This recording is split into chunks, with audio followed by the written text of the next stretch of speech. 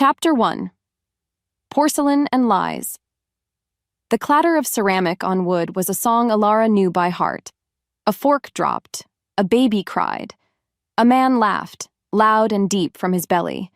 She moved through the sounds, a ghost in a worn apron, her smile a carefully painted mask. The scent of burnt coffee and cheap grease clung to the air, a perfume she wore to prove she belonged.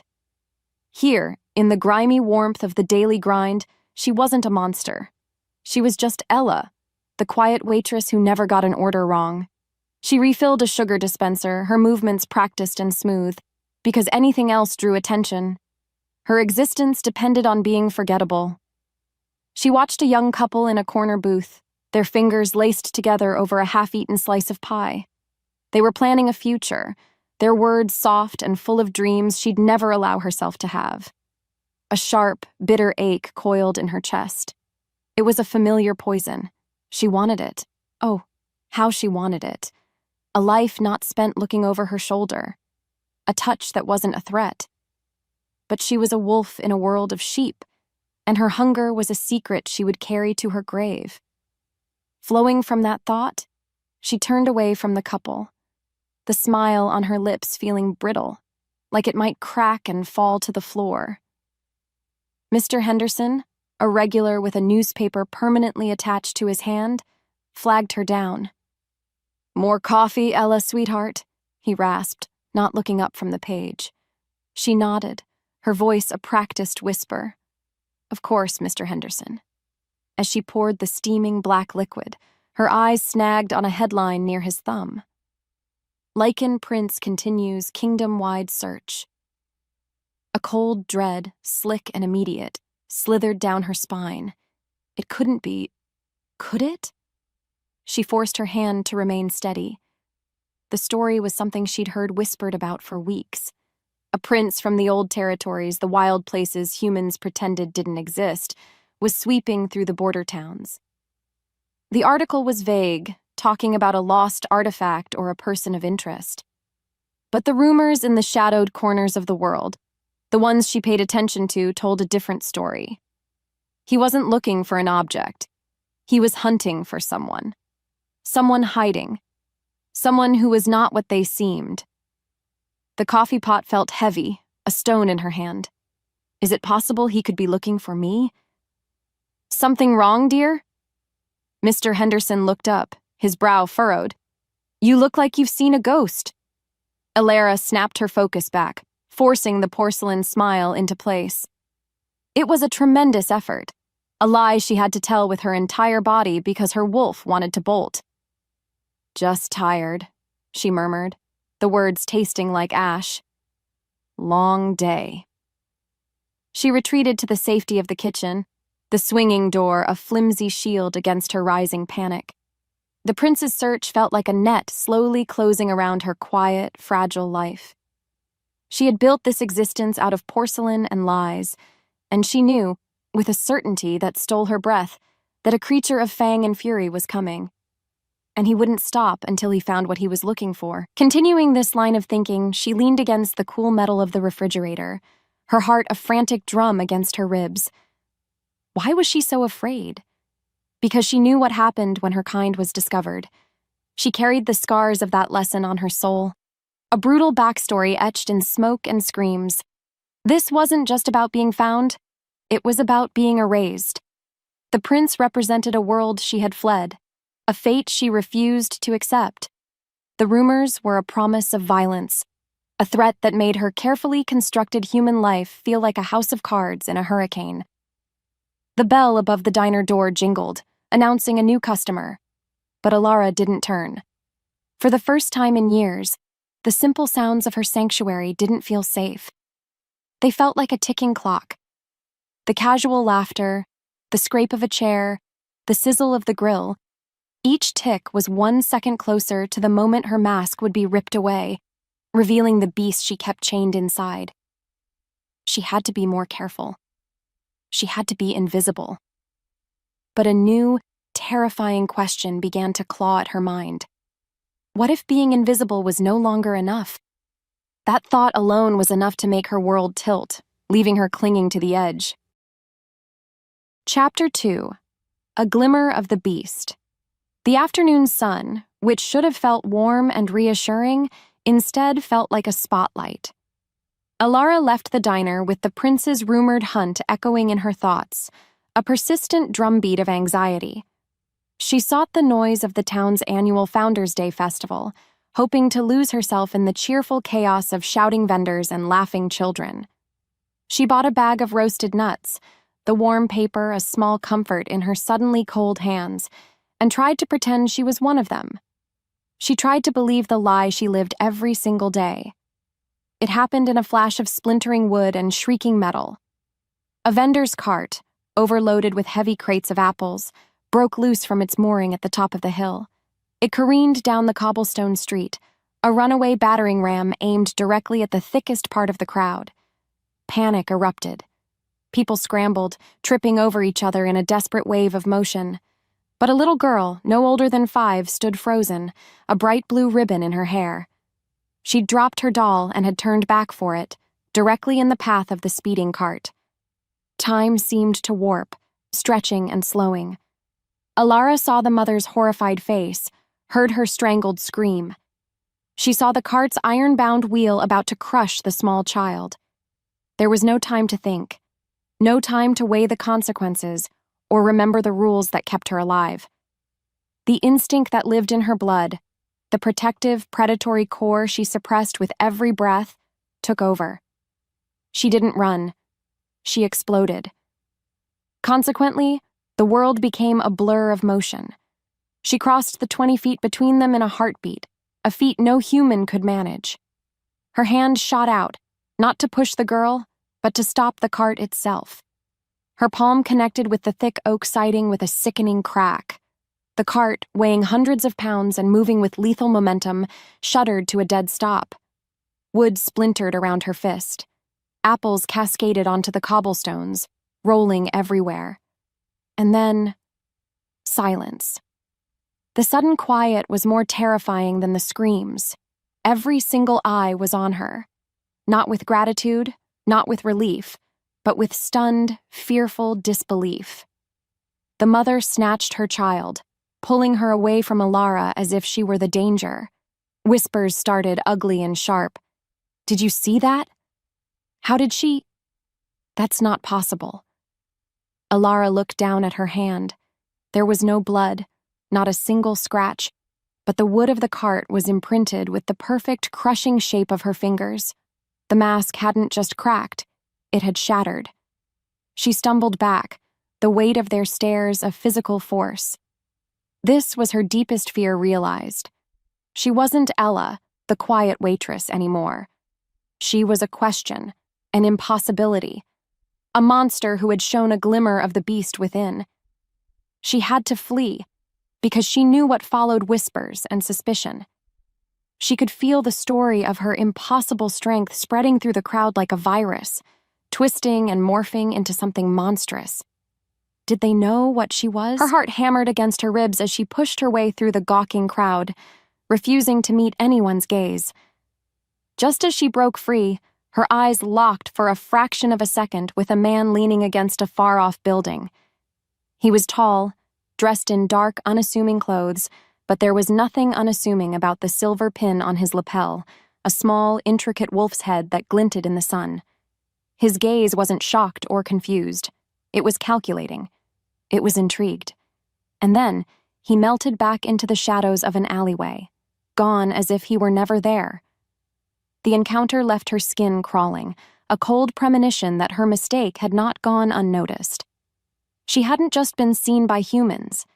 She'd been spotted by a hunter. This realization sent a fresh wave of terror through her. The man with the pin wasn't just a random observer. He was a sign, a symbol of the very world she had abandoned. His presence here, on this day, at this exact moment, couldn't be a coincidence. It meant the rumors were true. It meant the hunt was no longer a distant threat whispered in a diner. It was here. Now. And she, in a single, reckless act of instinct, had just painted a giant target on her own back. The need to run was a primal scream in her soul, a desperate urge to shed her human skin and disappear into the wilderness. But where could she possibly go that they wouldn't find her now? Chapter 3. The scent of a lie night fell, but it brought no comfort. The festival lights cast long, dancing shadows that seemed to twist into menacing shapes. Elara tried to disappear again, to become a faceless silhouette in the throng of revelers, but the feeling of being watched clung to her like a second skin. The man with the wolf pin haunted her thoughts. His calculating stare burned into her memory. She was prey, and she could feel the predator circling. Every brush of a stranger's arm felt like a threat. Every loud noise made her flinch. She was trying to navigate a path toward the edge of the festival, toward the quiet darkness of the side streets, when a wall of muscle blocked her way. She tried to step around him, murmuring an apology, but he moved with her, a deliberate, predatory grace. In a hurry? A low voice rumbled, the sound vibrating through her bones. Elara's head snapped up. It was him. Not the man with the pin, but someone far more dangerous. He was impossibly tall, with shoulders broad enough to block out the colorful lights of the festival behind him.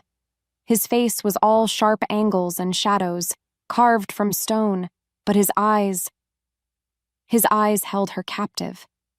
They were the color of molten gold, burning with an intensity that seemed to strip away her skin, her clothes, her lies, and see the terrified wolf cowering beneath. A raw, primal energy rolled off him, an aura of ancient power and absolute authority that screamed Lycan. He smelled of pine after a storm, of cold mountain air, of something wild and untamed. It was a scent her soul recognized, and it terrified her. I have to go, she stammered, her voice thin. She tried to push past him, but his presence was an unbreachable fortress.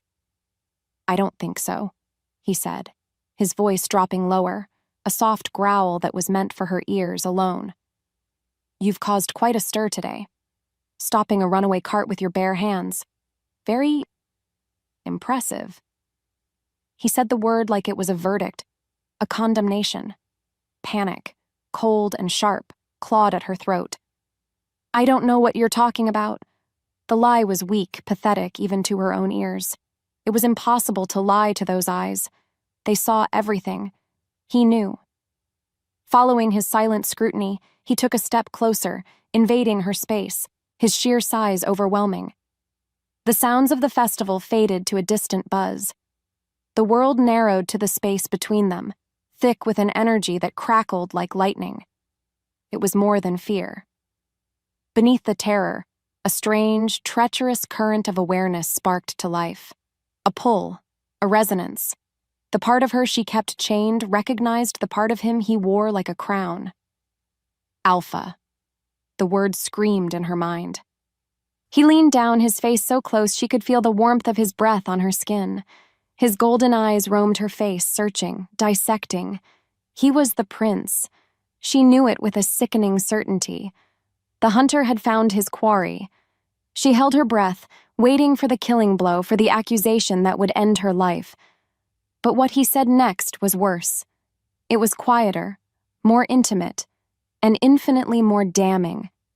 He inhaled softly, a predator sampling the air, and a faint, cruel smile touched his lips.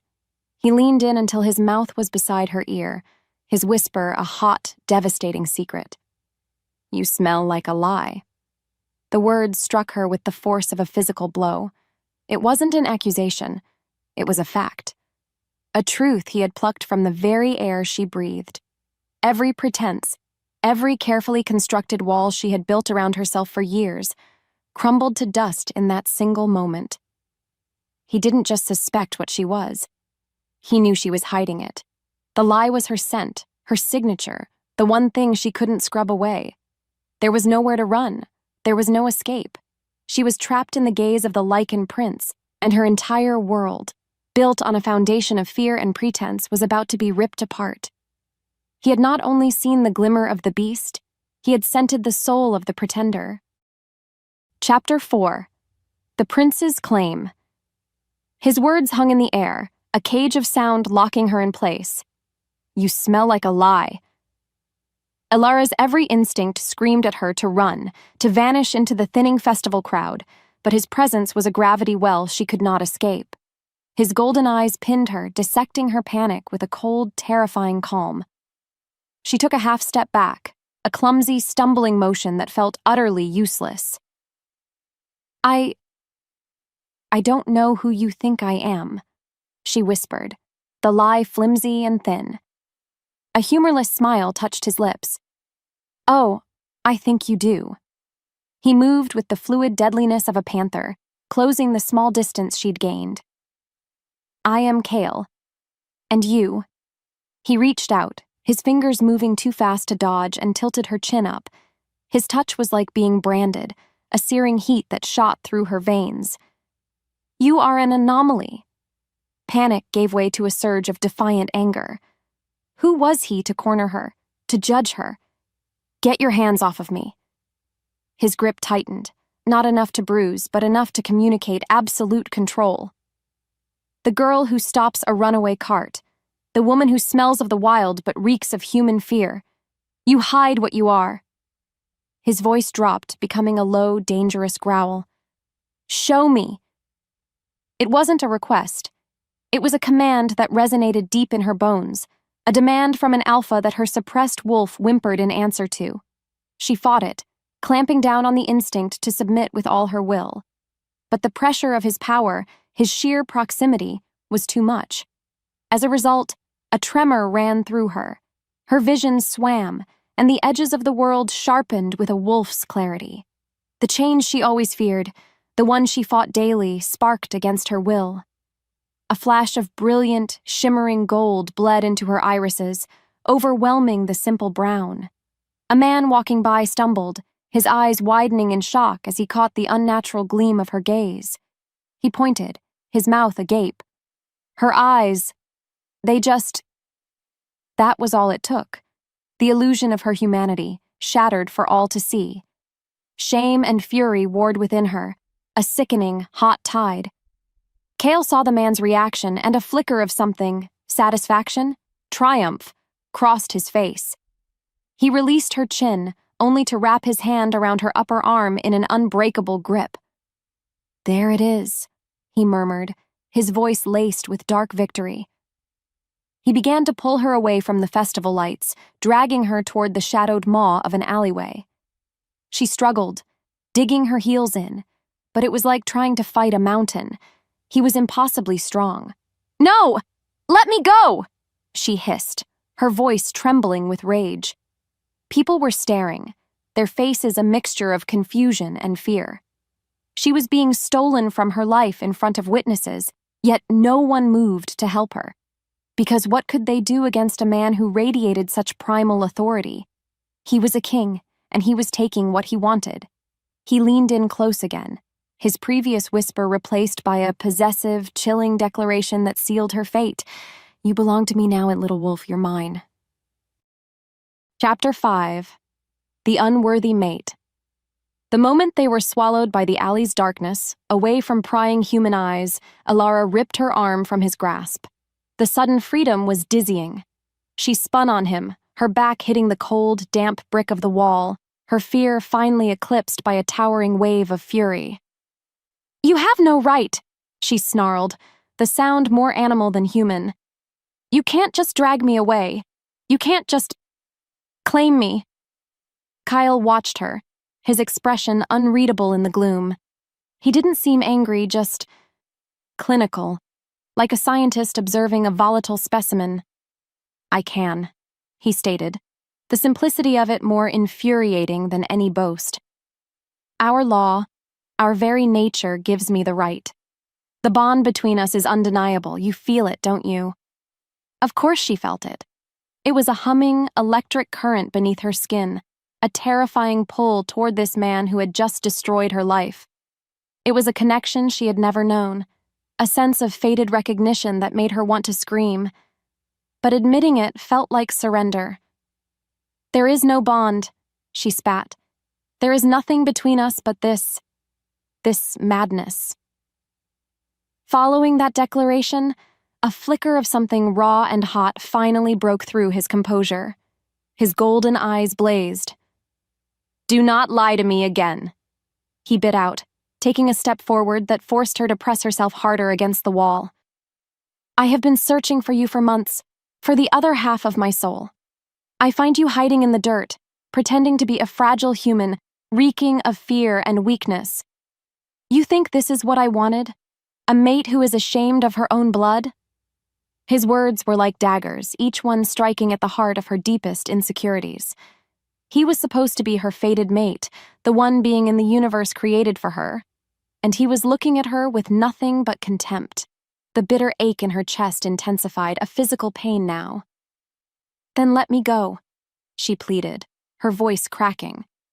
"If I'm such a disappointment, then leave me to my pathetic life. I don't want your world. I don't want you." "You think I want this?" he shot back, his voice rising to a furious growl. He gestured vaguely between them. "The Fates have a sick sense of humor. A prince of the Lycans cannot be bonded to a coward. You are unfit, unworthy of the title, unworthy of me." He turned his back on her, a gesture of ultimate dismissal. "The bond is a mistake. I reject it. I reject you." The moment the words left his mouth, a searing, white-hot agony erupted in Elara's chest. It was a physical tearing, as if fate itself were being ripped in two inside her. She gasped, clutching at her sternum, the pain so intense it stole her breath and brought tears to her eyes. It was the bond, protesting its own denial.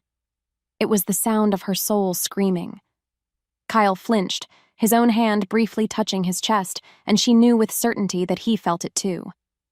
The rejection was a wound that scarred them both, a brutal severing that left an open, bleeding emptiness in its wake. Chapter 6. The Bleeding Protector. The agonizing pain in her chest slowly subsided to a dull, throbbing ache. Elara was left gasping in the alley, the echoes of Kale's rejection ringing in her ears. He stood with his back to her, a rigid silhouette against the distant festival lights. He had rejected her. He had destroyed her life and then deemed her unworthy of his. A hollow despair began to settle over her, colder and heavier than any fear she had ever known. She was truly alone. Suddenly, Kale's entire body went rigid. A low, guttural growl rumbled in his chest, a sound that had nothing to do with her. "Get down," he ordered, his voice a blade of ice. Before she could question him, they came from the shadows. 3 figures, moving with a silent, unnatural speed. They weren't human. Their eyes glowed with a faint, predatory silver light in the darkness, and the air filled with the scent of rival wolves, a smell of damp earth and bloodlust. They held curved, wicked-looking daggers that gleamed with a sickly green substance along the edges. Poison. Her new goal was instantaneous and primal. Survive. Elara scrambled back, pressing herself into the grimy corner of the alley, making herself a small target. The assassins ignored her. Their focus, their killing intent, was entirely on Kyle. They flowed around him, a dance of death, their blades flashing. What happened next was terrifying. Kyle didn't just fight. He became something else entirely. The civilized prince vanished, replaced by a feral creature of instinct and rage. His growl deepened into a chest-rattling roar. His hands shifted, fingers elongating into wicked black claws that tore through the air. Fangs descended over his lips. He moved in a blur of violence, not just defending himself, but attacking with a savagery that was breathtaking. He was a force of nature, a storm of fury unleashed. He tore into the first assassin, his claws ripping through flesh and bone. The second lunged, and Kale met him head-on, their bodies slamming together with a sound like a thunderclap. But the third attacker was clever. While Kyle was occupied, the third assassin feinted toward him, then suddenly changed direction, his silver eyes locking onto Elara. He saw her as the weak point. The assassin lunged for her. Time slowed. She saw the green-coated dagger arcing toward her throat. She was going to die. but then a black shape intercepted the blow. Kyle, bleeding from a deep gash on his side, had thrown himself in front of her. The poisoned dagger sank deep into his shoulder. He roared in pain and fury, and with a final, desperate surge of strength, he snapped the attacker's neck. The other two, seeing their leader fall, vanished back into the shadows as quickly as they had appeared. Silence descended once more, broken only by Kale's ragged, pained breaths. He stumbled, leaning heavily against the wall, his hand clamped over the dagger still embedded in his shoulder. The poison was already working, black veins were spreading from the wound. He had rejected her. He had called her unworthy. And he had just taken a poisoned blade meant for her. He couldn't let her die, even if he didn't want her. She woke up to the scent of antiseptic herbs and clean linen. The hard brick of the alley was gone, replaced by a soft mattress. Her eyes fluttered open to see a canopy of dark, rich wood above her. She was in a lavish bedchamber, a fire crackling in a stone hearth nearby. Kyle stood by the window, his back to her. He was shirtless, a clean white bandage wrapped tightly around his shoulder, and another around his ribs. He turned as he heard her stir, his golden eyes weary but burning with an unyielding intensity. "You're awake," he stated, his voice flat. Where am I?" she whispered. "My chambers," he said, walking toward the bed. He stopped a few feet away, a predator keeping his distance. "The assassins will be back. They weren't trying to kill me. They were trying to take you." The implication was a cold shock. Why? "That's what I intend to find out." He looked down at her, his expression a mask of grim resolve. There was no warmth, no tenderness. Only the cold, hard logic of a prince protecting an asset. He had been unable to let her die, and now she was a problem he had to solve. "You are a danger to yourself and a liability to me. I cannot allow you to run free." He took another step closer, his shadow falling over her, and delivered his ultimatum, his voice a low, unbreakable vow. "You will stay here. You will stay where I can protect you, or you will die. The choice is yours." Chapter 7. The Gilded Cage. Elara's world had shrunk to the size of a gilded cage. Kale's fortress was carved from the heart of a mountain, a place of breathtaking, brutalist beauty. Sunlight streamed through vast, arched windows, illuminating tapestries that depicted epic hunts and ancient battles. The air smelled of wood smoke, old stone, and a clean, sharp ozone that was the scent of raw power. She was a prisoner in a palace, given silken gowns to wear and rich foods to eat, but the stares of the other Lycans were the real bars of her cell. They watched her with an unnerving stillness, their eyes, in shades of gold, green, and amber, missing nothing. They were predators, and she was a strange, wounded creature brought into their den.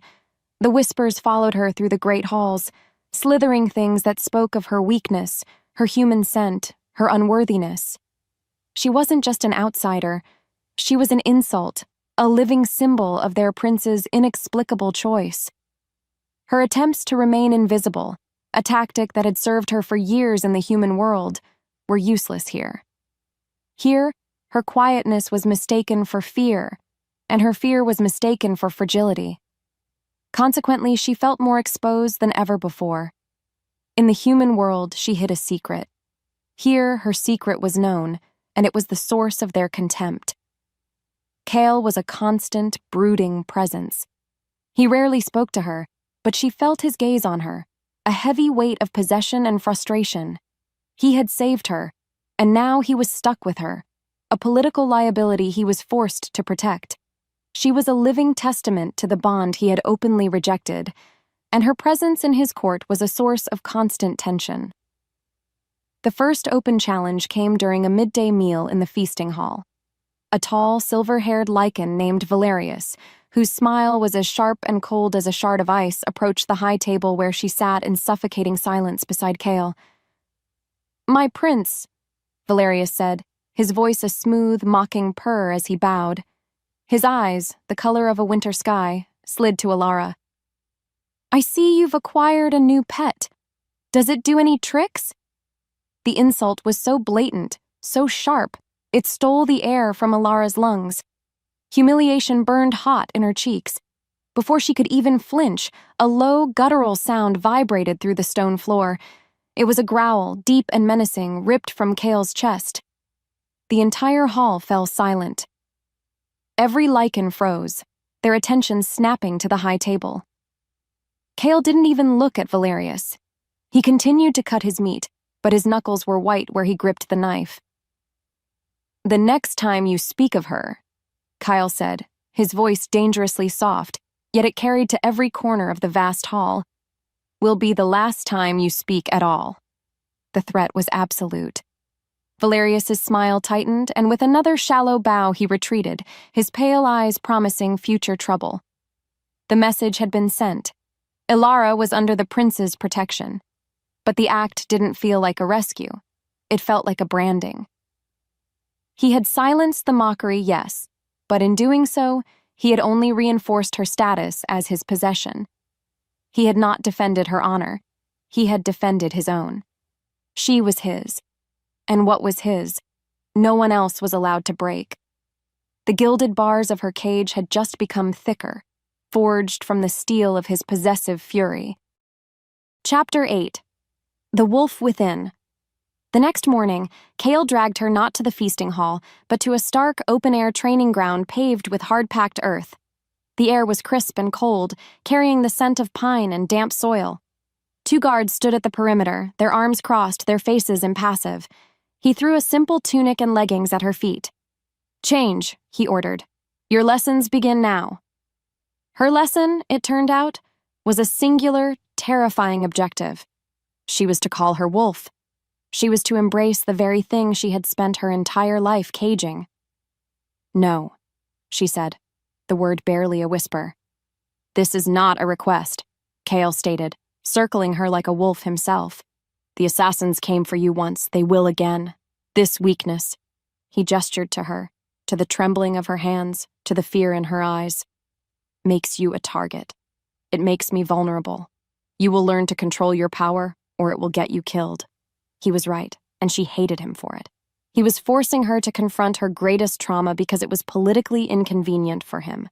He pushed her, prodded her, trying to ignite her anger, hoping it would trigger the change. He insulted her, belittled her human fragility, mocked her fear. For hours she resisted, her mind a fortress against his attacks. But he was relentless. "What are you so afraid of?" he finally snarled, grabbing her shoulders. "It's a part of you. Why do you hate it so much?" His touch, the raw power in his voice, finally broke through her defenses. The fortress crumbled, and the memory she kept locked away flooded her. A flash of fire, the smell of burning wood and singed fur, the sound of her own agonized screams as a child, not from pain, but from the terror of the beast erupting from within her, the horror of losing control, of becoming something monstrous and unrecognizable, the fear on her parents' faces. It all came rushing back. Following this surge of memory, a sob tore from her throat, raw and broken. She collapsed to her knees, the fight draining out of her completely. "I can't," she wept, the words ripped from the deepest part of her soul. "You don't understand. The first time it happened, I destroyed everything. I hurt people." She looked up at him, her face streaked with tears, her entire body shaking with the force of her remembered terror. "It's a monster. I'm a monster." She expected him to scoff, to call her weak again, but for the first time, a different expression crossed his face. The anger was gone, replaced by a flicker of something she couldn't name. It wasn't pity. It was a sharp, piercing understanding. He crouched down in front of her, his golden eyes locking onto hers. The silence stretched, filled only by her ragged breaths. He didn't offer comfort. He offered a truth that was far harsher and far more vital. "You're not a monster," he said, his voice a low, rough rasp. "And you're not weak." He reached out, his thumb brushing a tear from her cheek, the brief touch sending a jolt through her. "You're afraid of yourself. And until you conquer that fear, you will never be whole." His words struck her with more force than any physical blow, leaving her kneeling in the dirt with a devastating new clarity. Chapter 9. The Alpha's Fury. The grand banquet was a performance of power. The feasting hall blazed with the light of 1,000 candles, casting flickering glows on jeweled goblets and polished silver. The air was thick with the smells of roasted boar, spiced wine, and the underlying musky scent of the powerful Lycans who filled the chamber. Elara sat beside Kale, a silent doll dressed in emerald silk, feeling the weight of 100 predatory stares. This was Kale's court, a gathering of alphas from allied territories, and she was the main spectacle.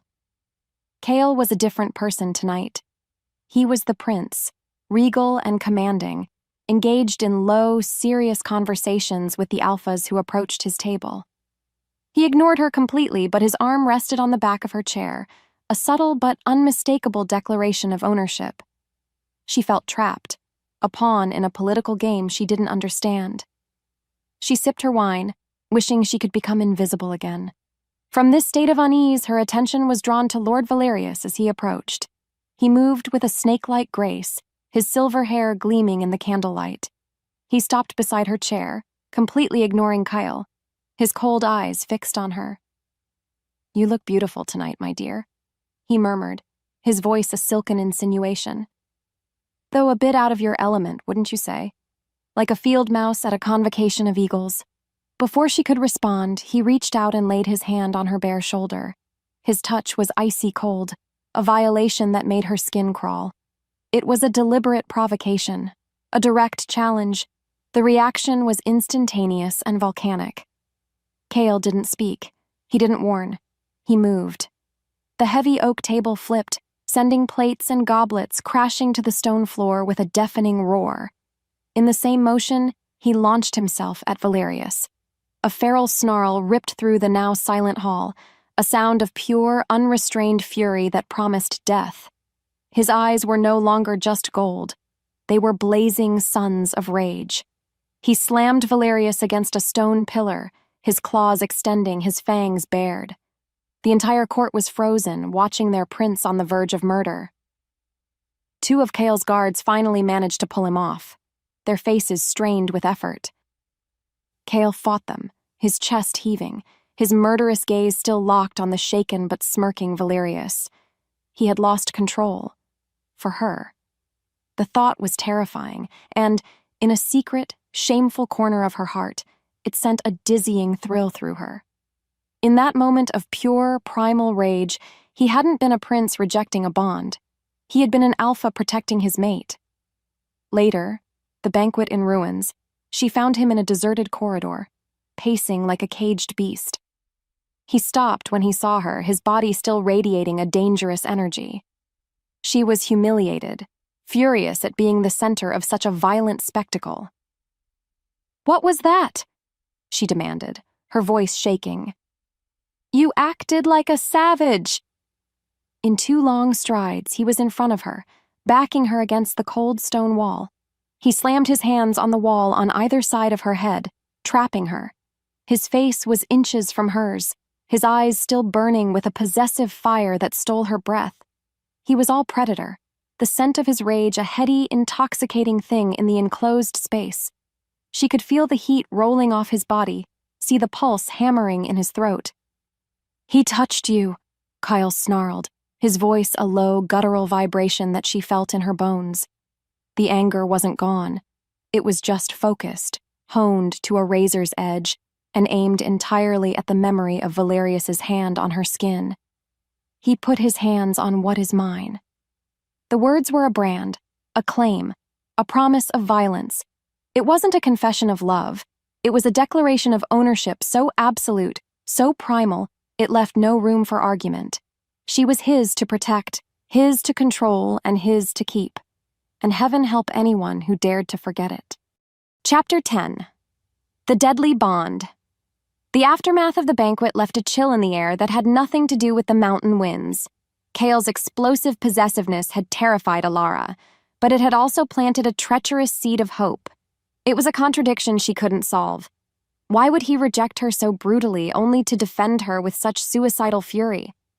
The question led her to the fortress's archives, a circular chamber filled with the scent of old leather and drying herbs, presided over by an ancient she-wolf named Lyra, whose eyes were clouded with cataracts but saw more than most. Elara asked about the bond, her voice hesitant. She spoke of its painful rejection, of the prince's cold anger. Lyra listened, her wrinkled face impassive. Then she sighed, a sound like rustling leaves. "You think the prince's cruelty is for you?" the old wolf rasped. "Child, his cruelty is a shield. It is meant to protect you both." From this opening, Lyra revealed the fortress's darkest secret. A curse, laid upon Kale's bloodline generations ago by a vengeful sorceress. It was a poison that targeted the sacred rite of the mating bond. If a prince of the royal line marked his true mate, the surge of power, the final sealing of their souls, would not bring bliss. It would shatter his sanity, plunging him into a feral, bloodthirsty madness from which there was no return. Kale's own father had suffered this fate, becoming a mindless beast who had to be put down. Kale had watched it happen. The revelation struck Elara with the force of a physical blow. It wasn't that he thought she was unworthy. It was that the bond itself was a death sentence for his mind. His rejection wasn't an insult. It was an act of desperate self-preservation.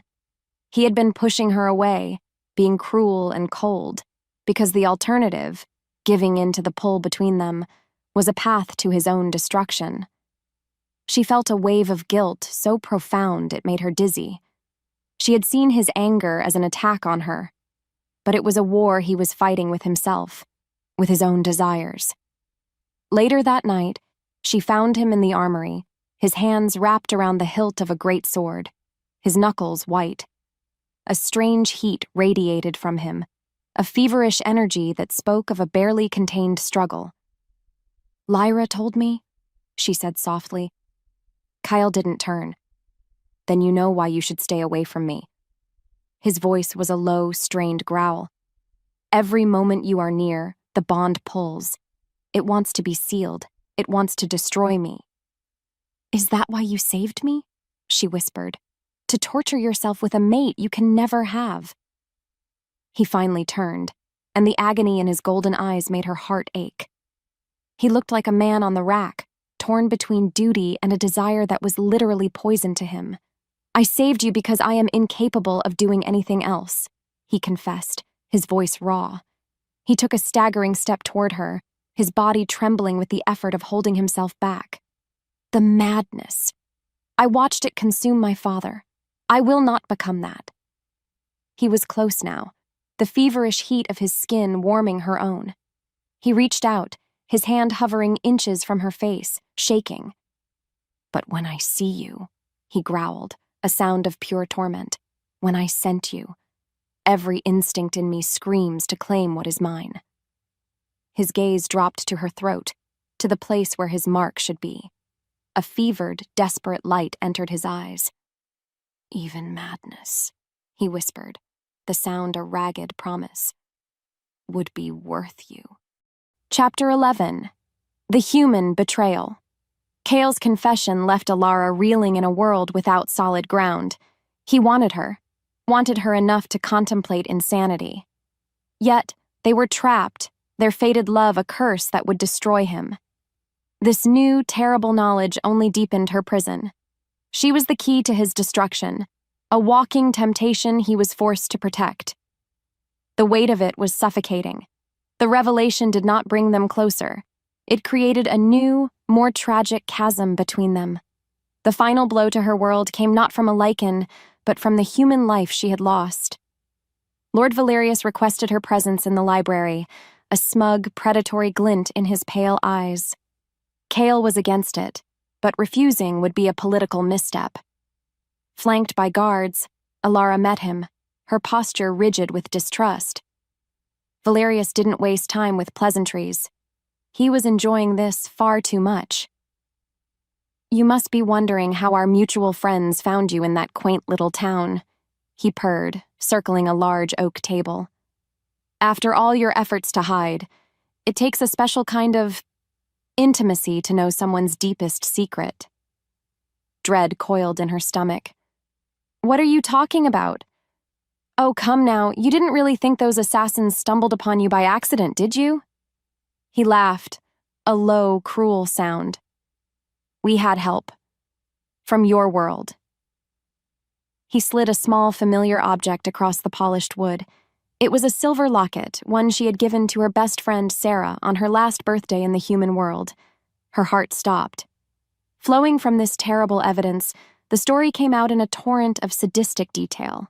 Sarah, her childhood friend, the only person she had ever confided in about feeling different, had sold her out. For a bag of gold, she had told Valerius's spies about the quiet waitress with a secret, the girl with strange reflexes and an aura of fear. She had pointed them right to her. The betrayal was absolute. It was a poison more potent than any on an assassin's dagger. The Lycans saw her as weak and unworthy. And now, the one human she had trusted had tossed her to the wolves for money. The foundation of her entire existence, the belief that at least her human life had held one true connection, crumbled into dust. She belonged nowhere. She was wanted by no one. She was a freak to one world and a commodity to the other. A choked, strangled sound escaped her lips. Valerius smiled, his work done. Elara turned and fled, not just from the library, but from everything. She ran past her guards, ignoring their shouts. She sprinted through the stone corridors of the fortress, her mind a whirlwind of pain and despair. She had to get out. She couldn't be the curse that broke Kyle. She couldn't live among people who despised her. She couldn't exist in a world where her only friend would sell her life so cheaply. She burst out of a side gate and into the biting wind of the mountainside, running blindly into the dense, dark forest. Tears streamed down her face, freezing in the cold air. She ran with no destination, fueled only by the desperate need to escape the wreckage of her life. She had to get away. But as she ran, a familiar, agonizing pain flared in her chest, the burning, pulling sensation of the bond. It was stretching, screaming at the distance she was putting between them, and she knew with a sickening certainty that he could feel it too. Her desperate flight was a beacon, a scream of terror that was dragging the prince directly to her. Chapter 12. The Price of Protection. The forest was a maze of black trunks and tangled roots. Every shadow seemed to hold a threat. Every snap of a twig sent a fresh spike of fear through her.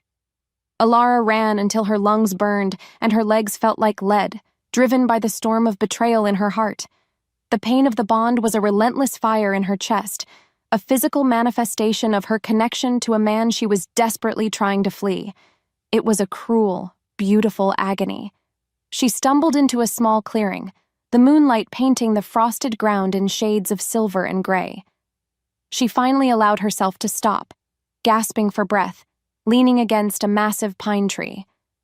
The silence of the woods pressed in, amplifying the screaming chaos in her mind. Sarah's face smiling and treacherous, Valerius's cruel smirk, Cale's tormented eyes. It was too much. That's when they attacked. Not with the subtlety of the alleyway assassins, but with the brutal confidence of a pack cornering its prey. 4 of them this time, their silver eyes glowing with malice in the dark. They had been waiting for her. Valerius had planned it all, knowing the news of the betrayal would make her run, would make her isolated and vulnerable. She scrambled backward, a scream catching in her throat as the first one lunged. But before its claws could reach her, a black, furred missile slammed into its side, sending it flying with a pained yelp. Kyle was there. He had followed the pull of the bond, his face a mask of primal fury. He didn't look like a prince now. He looked like a god of vengeance, his golden eyes blazing in the moonlight. The fight was a whirlwind of savage violence. Cale was magnificent and terrifying, a storm of claws and fangs against the 4 attackers. But they were prepared for him.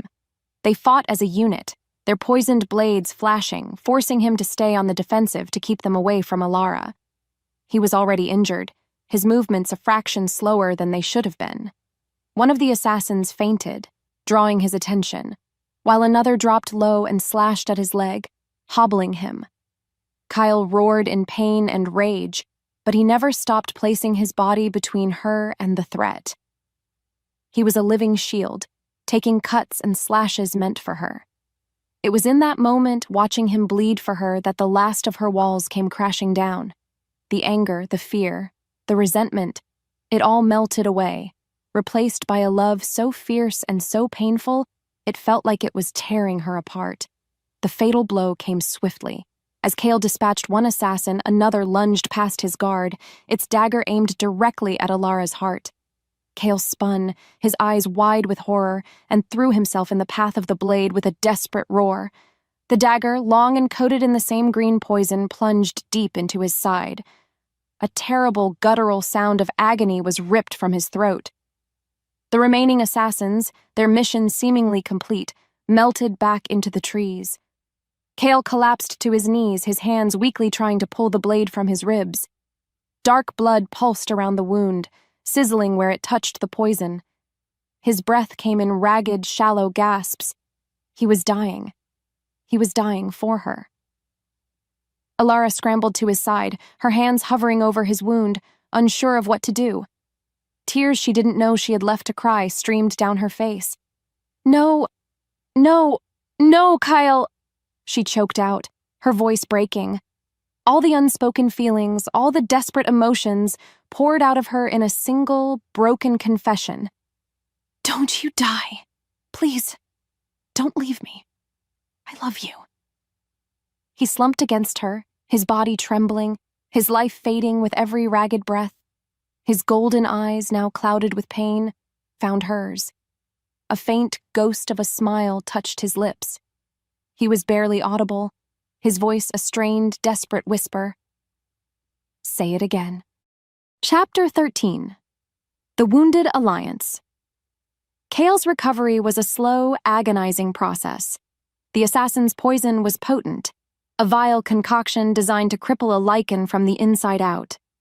Elara rarely left his side, watching as Lyra applied poultices and forced foul-smelling herbal remedies down his throat. The prince, reduced to a feverish, weakened state, fought the toxins with a grim tenacity that awed her.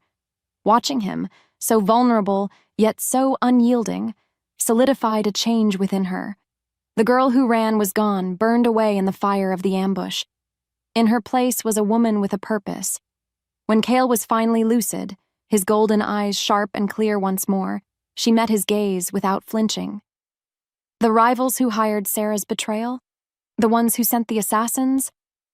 They used me to get to you," she said, her voice steady and hard. "They see me as your weakness. I won't be that anymore." Cale studied her, a flicker of surprise in his eyes. "What are you proposing?" "An alliance," she stated, the word tasting of power on her tongue. "You and I, we stop them. Together."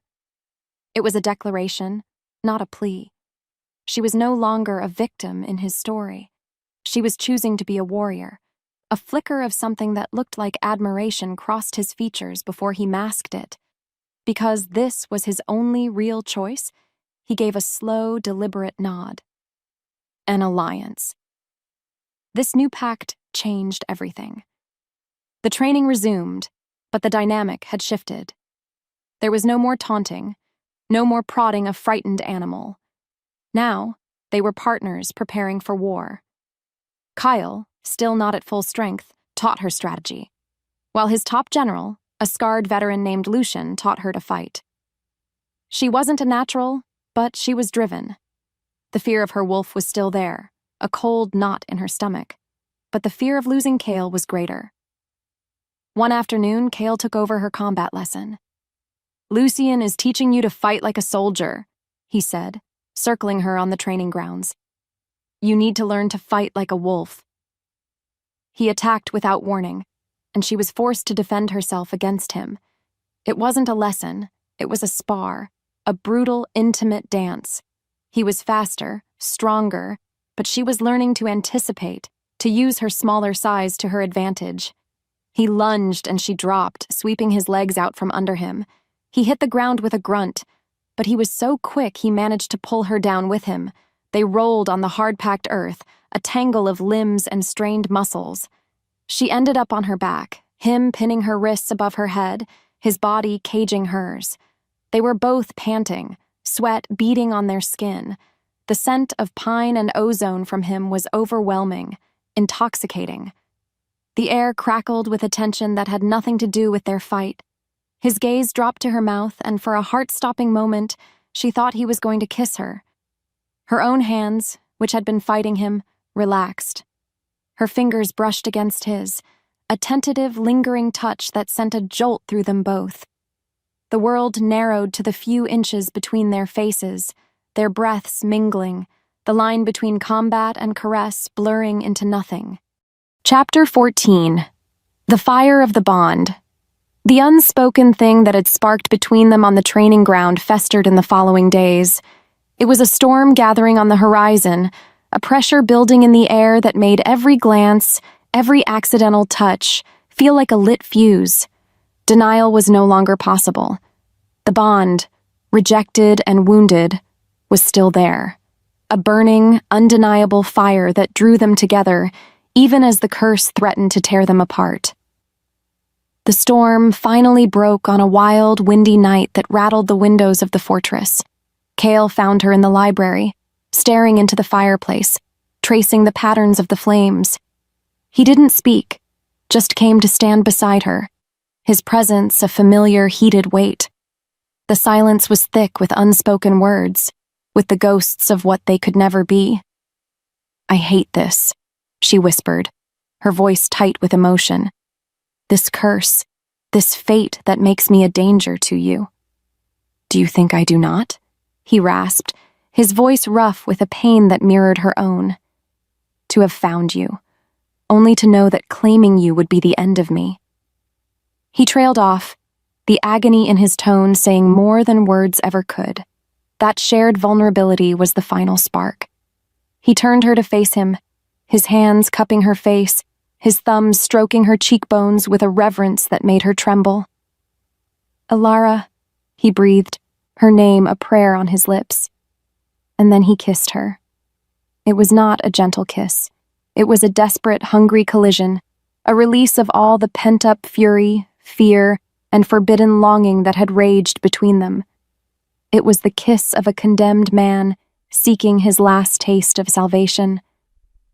She answered him with equal fervor, her hands tangling in his hair, pulling him closer. This was madness. This was reckless, and she didn't care. The kiss deepened, moving from the library to his chambers in a blur of desperate motion, shedding clothes and inhibitions along the way. Their passion was a storm, dark and consuming, a frantic attempt to seize a moment of solace in their cursed reality. This was not the gentle love she saw in the diner.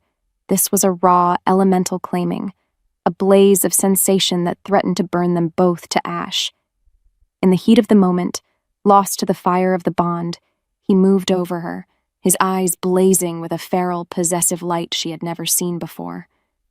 He lowered his head to her neck, his hot breath ghosting over her skin. She felt the sharp prick of his fangs against her throat. He was going to mark her. He was going to seal their bond and condemn himself to madness right here, right now.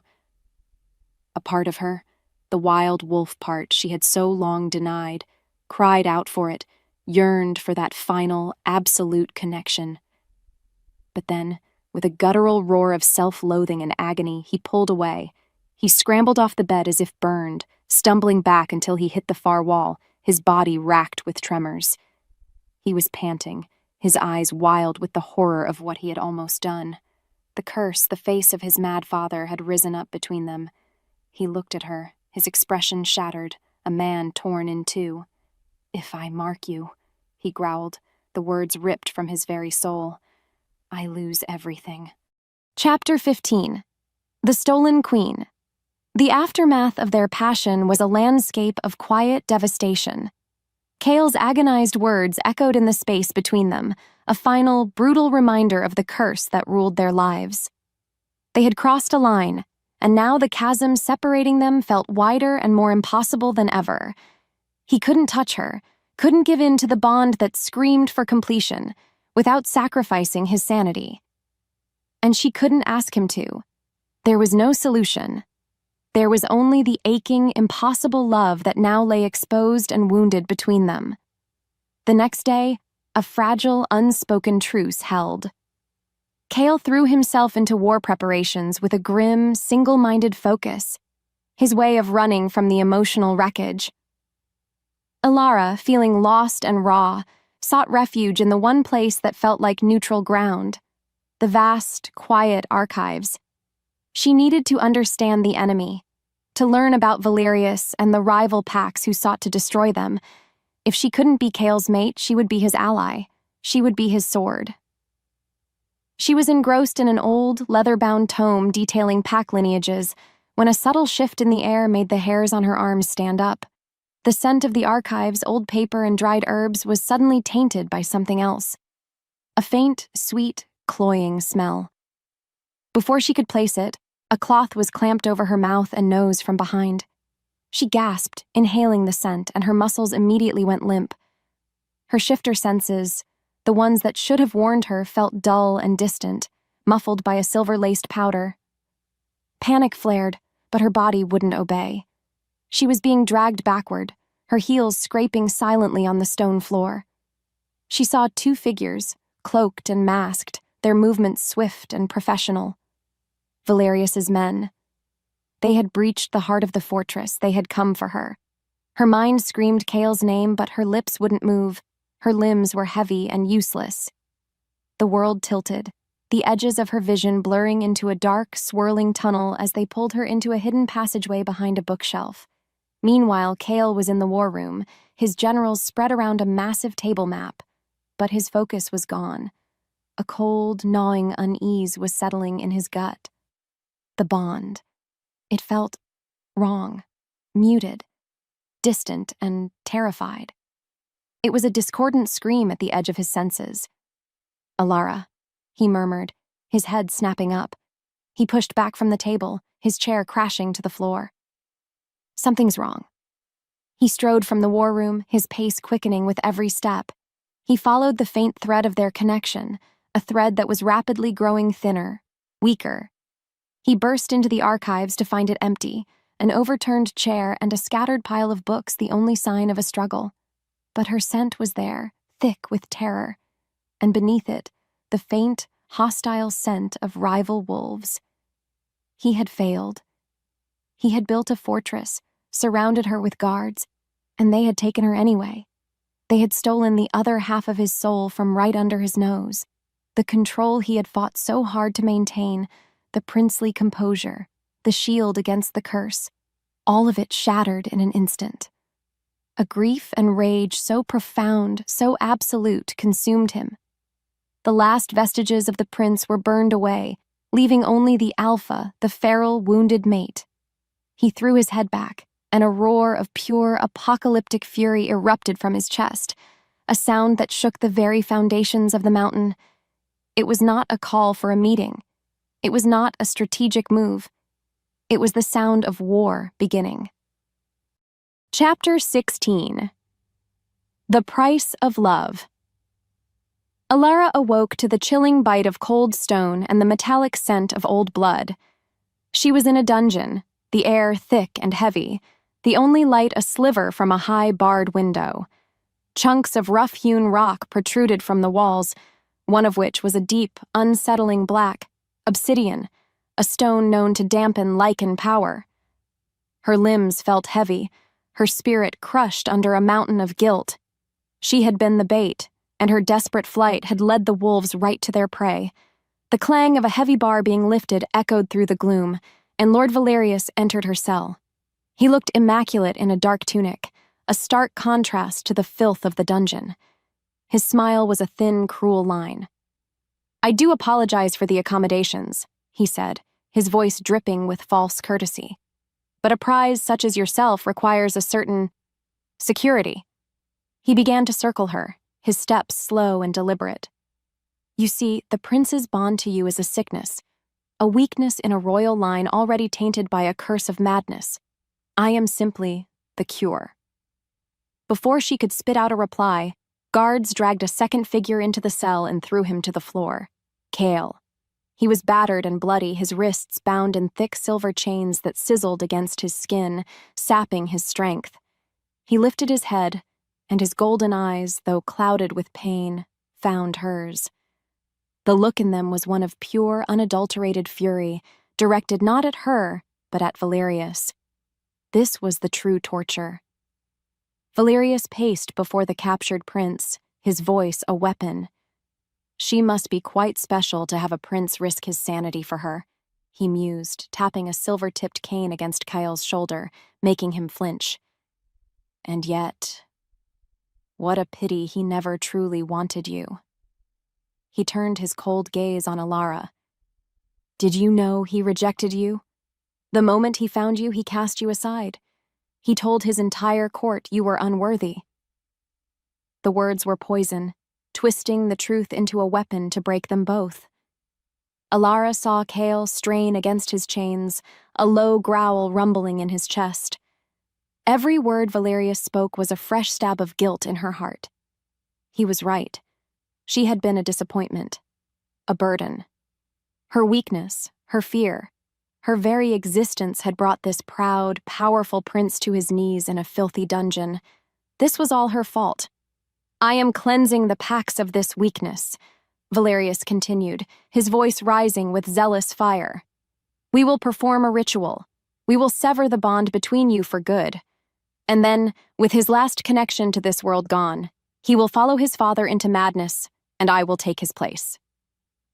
He leaned down, grabbing Elara's chin, forcing her to look at the broken form of her mate. Look at him.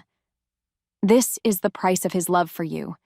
He was a prince, and you have reduced him to this. Valerius's final taunt was a vicious whisper meant to shatter what was left of her spirit. Even your prince rejected you. In the end, little wolf, you belong to no one.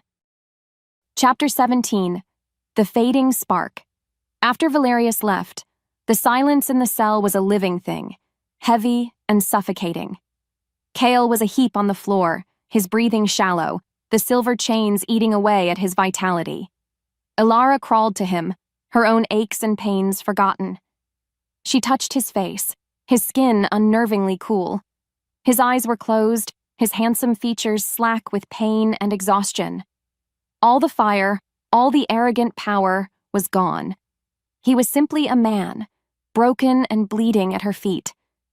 Hope, she realized, was a fragile, stupid thing. And hers was gone. They had lost. Valerius would perform his ritual, Cale would be lost to madness or death, and she would be nothing. An empty vessel, a failed mate. Her entire life had been a series of cages, the cage of her fear, the gilded cage of Cale's fortress, and now this final stone cage. There were no more escapes. A new and terrifying sensation began to creep over her. The bond, the fiery, demanding connection that had been a constant source of either pain or passion, was fading. It had always been a humming warmth at the base of her soul, a tether that connected her to him across any distance. Now that warmth was turning to ice. The hum was becoming a faint, thready whisper. It was like watching the last ember of a fire die, the light and heat receding into a cold, permanent darkness. As his life force dwindled, so did their connection. The thought of it being gone forever was an agony worse than any blade. It was the prospect of a true and final loneliness, an amputation of the soul. Panic, cold and absolute, seized her. She couldn't lose him. She couldn't lose this. Kyle, she whispered, her voice cracking. She shook his shoulder gently. Kyle, wake up. Please. His eyelids fluttered but did not open. His breathing was so shallow now she could barely see his chest move. The spark of the bond flickered violently, threatening to extinguish completely. This was it, the lowest point. The moment where all seemed lost. Trapped, defeated. With the man she loved dying in her arms and the very essence of their connection dissolving into nothing. She had nothing left to offer, no strength, no plan, no hope. All she had was a choice. a choice made in the face of absolute despair, a vow whispered into the encroaching darkness when there was no reason to believe it would matter. She leaned down, her lips brushing his ear, her tears falling onto his cold skin. It wasn't a confession born of passion, but a desperate anchor thrown against the tide of oblivion, a final act of defiance against the dying of the light. She whispered the words, a promise to his fading soul and to her own. I choose you. Chapter 18. Dark Night of the Soul. The words, I choose you, hung in the dead air of the cell, a futile prayer against the encroaching silence. Kyle remained still, his life and their bond dwindling to a near imperceptible thread. The cold of the stone floor seeped into Elara's bones, a physical manifestation of the absolute hopelessness that had consumed her. She was empty, utterly and completely broken. She had failed him. Her fear, her lifelong habit of hiding, had rendered her useless. In the crushing darkness, with nothing left to lose, her mind turned inward.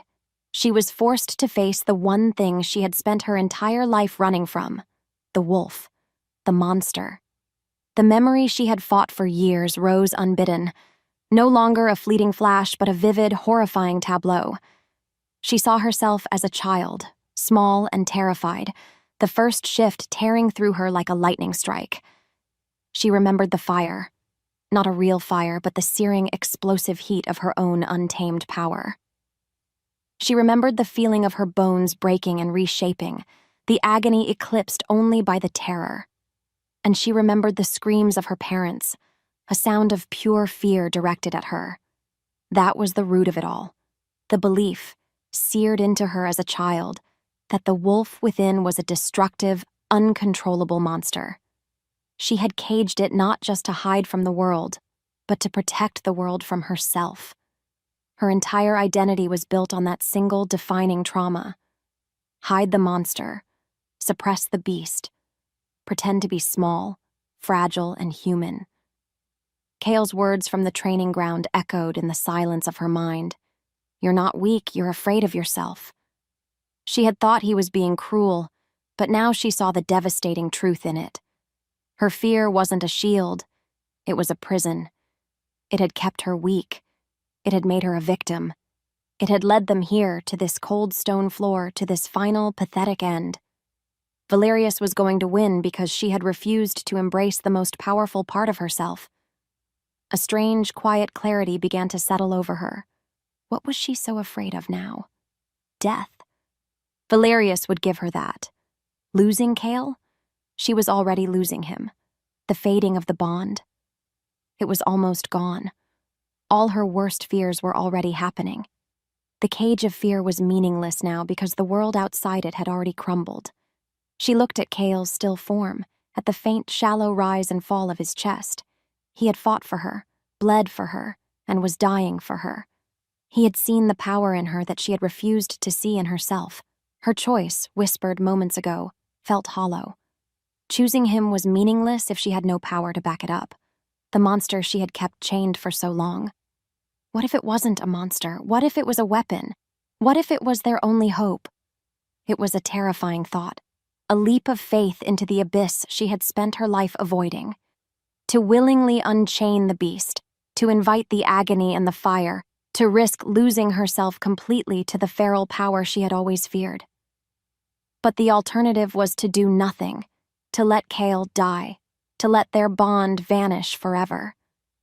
In the deepest, darkest moment of her soul, with everything lost, she finally made a new choice. She would not die as a frightened girl in a cage.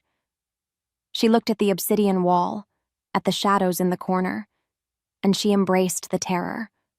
A single, resolute whisper escaped her lips, a promise to the beast within and a vow to the man she would not lose. No more hiding. Chapter 19. The Wolf Awakens. Her whisper, "No more hiding," was not a prayer. It was a key turning in a lock that had been rusted shut for a decade. Elara closed her eyes, and for the first time, she did not push the wolf down. She did not fight it, fear it, or shame it. She reached for it. She called to it. And from the deepest, most wounded part of her soul, it answered. The change was not the chaotic, agonizing eruption she remembered from childhood. This time, it was a choice. It began as a spark of heat in her core, a fire that spread through her veins not with pain, but with a feeling of impossible, explosive release. A decade of suppression, of cowering and pretending, unwound in a single breathtaking moment. Her bones did not just break, they flowed, lengthening and reshaping with a fierce, burning grace. Her senses exploded outward. She could hear the frantic heartbeat of a mouse in the castle walls, smell the distant snow on the highest mountain peak, and see the individual motes of dust dancing in the sliver of moonlight from the window. Power, raw and immense, flooded her being. It was a tidal wave, and for a terrifying second, she feared she would drown in it. But then she remembered Kale's dying form beside her, and her purpose became an anchor in the storm. Save him. The power solidified, coalescing around that single, desperate thought. When she opened her eyes again, the world looked different, sharper, more vibrant. She looked down, not with human eyes, but with the intelligent, piercing gaze of a wolf. She saw paws where her hands had been. But the fur... It wasn't the dark, common color she had always imagined. It was silver, a luminous, breathtaking silver that seemed to drink the moonlight and radiate a soft, ethereal glow of its own. She was a creature of legend, a myth made real in a filthy dungeon cell. The obsidian wall, which had dampened her and Kale's power, began to crack under the sheer force of her new aura. Thin, spiderwebbing fractures spread across its surface as her pure, untainted energy overwhelmed its dark magic. This was what she had been so afraid of, this incredible strength, this sublime, terrifying beauty. It wasn't a monster. It was her, the real her, all of her, liberated at last. Turning her new, powerful form, she looked at Kyle. He was still so faint, so close to the edge.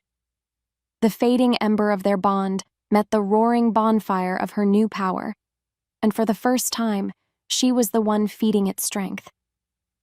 She nudged his face with her muzzle, a silent promise. The flimsy, rusted bars of the cell door were an insult. With a single, effortless lunge, she smashed through them, the metal twisting and shrieking as if it were wet clay. She was free, and she would not leave him behind.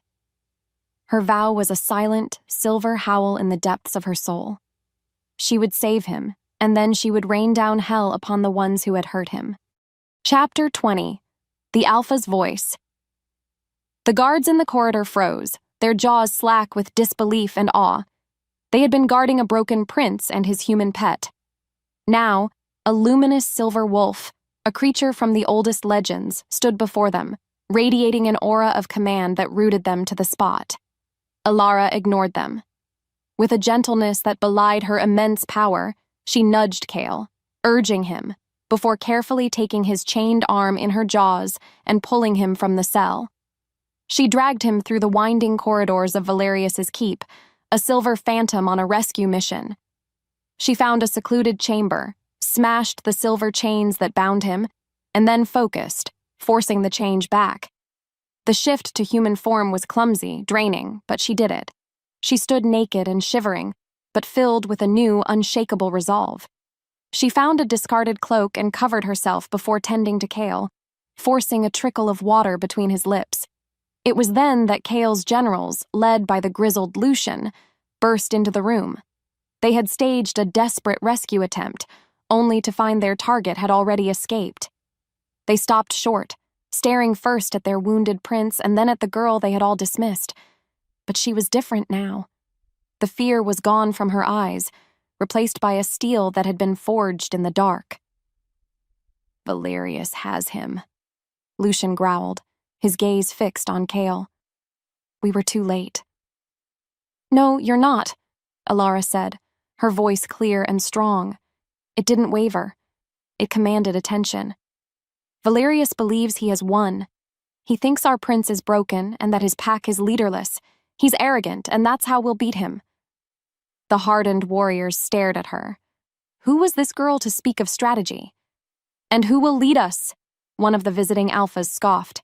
"You?" "Yes," Elara replied without hesitation. She stood straighter, meeting his gaze. The memory of her silver form, of the power she now wielded, gave her an authority that transcended rank. "You've been waiting for a sign, for a leader to rally behind. Kyle is the rightful prince, and I am his mate. The legends say a silver wolf is a sign of the fates' favor. I am that sign. We will not wait for Valerius to finish his ritual. We will not cower. We will take the fight to him. We will take back our prince's life and his throne. Now." Her words, simple and raw, filled the room. They were a challenge, a promise, a call to arms. The alphas and generals exchanged uncertain glances, but they saw the unwavering fire in her eyes. They had felt the shift in power. From the doorway, a weak, rasping voice spoke a single word. "Listen." Every head turned. Kyle was awake, propped up against the doorframe, his body weak, but his golden eyes blazing with an emotion that struck Elara to the core. Pride. He was watching her, not as the girl he'd rescued, not as the liability he'd protected, but as the leader she had just become. He saw his queen. Chapter 21. The march of the mates. Kale's single word of endorsement was all it took. The doubt in the room evaporated, replaced by a surge of fierce, renewed loyalty. With their prince awake, and his fated mate radiating a power they had only heard of in stories, hope was rekindled.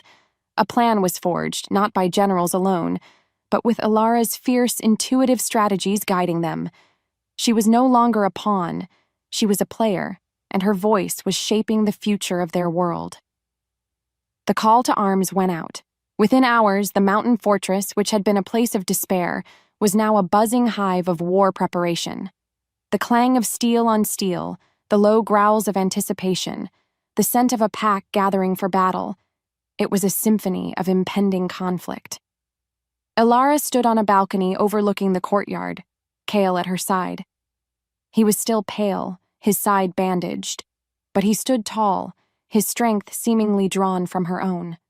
He reached out and took her hand, his fingers lacing with hers.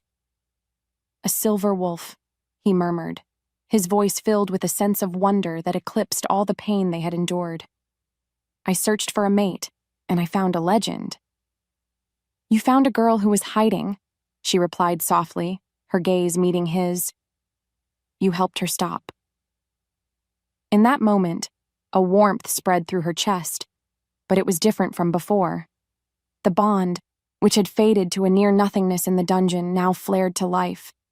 It wasn't the painful, demanding fire it had once been. This was a new sensation, a deep, powerful current of shared strength, of absolute unity. It was the feeling of two halves finally becoming whole, not by a mark, but by a shared purpose. It surged between them, a river of power, clear and strong and endless. They were no longer fighting it, or each other. They were embracing it. As the sun began to set, casting long, bloody shadows across the mountains, the army began its march. It was a river of dark fur and glinting steel, flowing down the mountainside with a silent, deadly purpose. At its head walked a wounded prince and his silver-fated mate. They moved as one, their steps in sync, their shoulders brushing. The bond between them was a tangible thing now, a golden cord of light that only they could see, pulsing with their shared resolve. They marched through the twilight, the only sounds the crunch of their feet on stone and the low, rumbling growls of hundreds of wolves ready for war. The air grew colder, sharper, as they entered the blighted lands controlled by Valerius. The very trees here seemed twisted and sick. The scent of their enemy was on the wind, a foul smell of corruption and ambition. They stopped at the crest of a ridge, looking down upon Valerius's fortress, a dark spike of rock against the bruised purple sky. The battle was coming. War was here. Elara stood beside Kale, no longer a girl who smelled of lies, but a queen ready to fight for her king, their bond singing a song of imminent victory. Chapter 22. The Silver Queen. The battle was a maelstrom of claws and fury. Valerius's fortress grounds became a churning sea of struggling Lycan forms, the air thick with the coppery scent of blood and the savage sounds of war. At its heart, two alphas fought for the future of the packs. Kyle, still not at his full strength, met Valerius in a clash that shook the earth. It was a brutal, desperate duel, and Kyle was losing.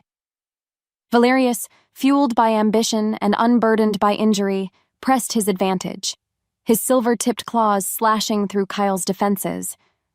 Seeing Kale stumble, a bloody gash opening on his chest was the only catalyst Elara needed. She didn't hesitate. She embraced the fire within and let her silver wolf self erupt into being. She was not a soldier in the fray. She was a silver bolt of lightning. She moved with a speed and grace that was otherworldly, a blur of moonlight and death. She slammed into Valerius, her fangs sinking into his shoulder and tearing him away from Kale. The fight shifted. It was no longer a duel. It was a dance of two mates fighting as a single, seamless entity. Kale, buoyed by her strength, rallied. He anticipated her moves, she his, their bond a silent, perfect form of communication on the battlefield. Together they were unstoppable. Elara, with her impossible speed, created an opening, and Kale, with his raw power, took it, ending Valerius's treasonous ambition with a final definitive strike. But as their enemy fell, the cost of the battle became terrifyingly clear. The violent surge of alpha power, the proximity to death, and the triumphant roar of their bond finally sealing its victory in combat was too much. The curse, which had been held at bay, descended upon Kale. A vacant, feral glaze filmed over his golden eyes. A low, mindless snarl ripped from his throat as he turned, no longer seeing his mate but only another creature in his territory. The madness was taking him. This was the final test, the moment of truth. Elara knew what she had to do. As Kale lunged, lost to the curse, she did not meet him as a wolf. In a wrenching, painful move, she forced herself back into her human form, meeting his snarling face with her own. She used the last of her strength to slam him to the ground, pinning him beneath her, a shocking reversal of their first night in the alley. His thrashing was wild, the mind of the prince gone. "Kale! I'm not losing you!" she screamed, her voice raw. She leaned down, ignoring the snapping of his fangs. She would not let the curse win. Fate had presented a riddle, and she had finally found the answer. With a cry that was part agony and part love, she sank her own teeth into the flesh of his shoulder. She didn't just mark him. She poured her own essence, the pure, untainted magic of the silver wolf, into him through the bite. It was a cleansing fire, a torrent of light flooding the darkness of the curse. The backlash was immense, a wave of raw power that threw her back.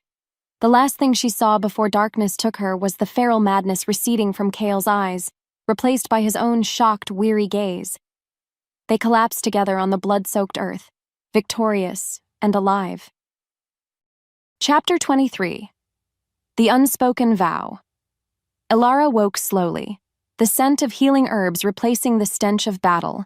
She was in a lavish tent, laid upon a bed of soft furs. The war was over. The sound outside was not of fighting, but of a victorious army tending to its wounded. She sat up, her body aching, and saw Kale sitting in a chair watching her. He was bandaged, weary, but his eyes were clear. The curse was broken. He was sane. "You're okay," she breathed, a wave of relief so profound it almost buckled her. He stood and came to her side, kneeling before her. He took her hands in his. "The curse." Lyra explained it. It was a poison that activated upon the finality of a royal marking. But it never anticipated a power like yours. The legends are unclear, but it seems the magic of a silver wolf is a purifier. You didn't just mark me, Elara. You healed me. You healed my entire bloodline. His voice was thick with an emotion she had never heard from him before. Sheer, unadulterated reverence. She had not just saved him, she had saved his future, his children, his entire legacy. She had rewritten their fate. In the days that followed, as their army marched home, the whispers that trailed her were no longer of scorn or curiosity. They were whispers of awe, She was not the prince's pet or his liability. She was the An Fawil Ergid, the Silver Wolf, their savior, their queen. The Lycans, who respected power above all else, looked at her with a new, profound respect.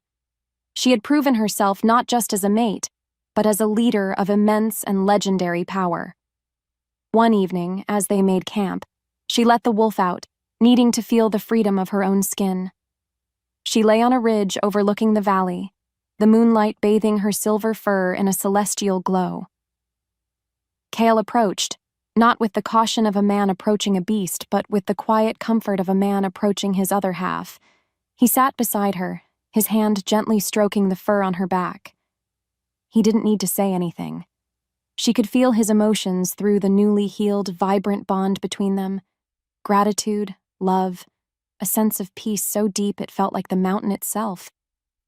He saw all of her now, the girl, the woman, the wolf, and he loved every part. He leaned down, his lips brushing against the soft fur behind her ear. His whisper was not a claim of ownership, but a quiet, deeply felt vow of belonging, a final acceptance of their shared soul. Mine. Chapter 24. A New Dawn. Months later, Elara stood on the great balcony of the mountain fortress, Kale's arms securely around her waist. The lands below were peaceful, the packs united and thriving under their new dual leadership. The scars of Valerius's rebellion were healing, and a new era of hope had begun. She was no longer dressed in a waitress's apron or in silks that felt like a costume. She wore a simple but elegant gown of deep forest green, practical enough to move in, beautiful enough for a queen. Her confidence was a quiet, steady flame, a natural part of her now. The great hall behind them was no longer a place of tension and whispers, but of celebration. She was not just respected, she was loved. She had brought with her a strength and a wisdom that tempered Kale's raw power, and together they were better than either had been alone.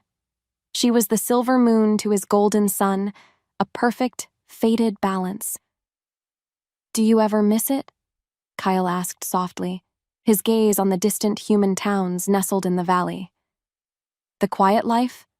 The diner? Elara considered it for a moment, the memory of the clattering plates and the scent of burnt coffee feeling like a lifetime ago. "I miss the peace," she admitted, "but it wasn't my life. It was a place to hide. I was a ghost, pretending I didn't deserve to be real."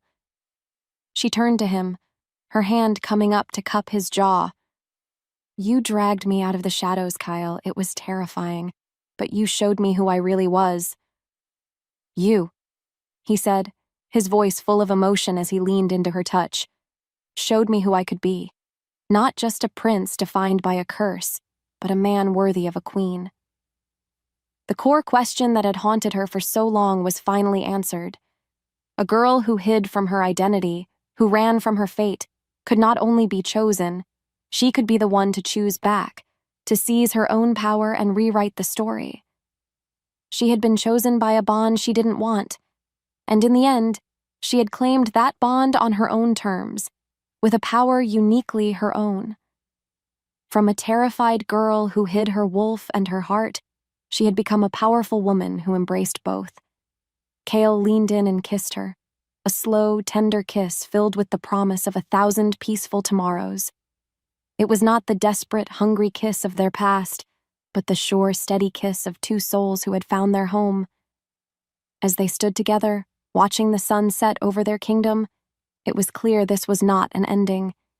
It was a new dawn,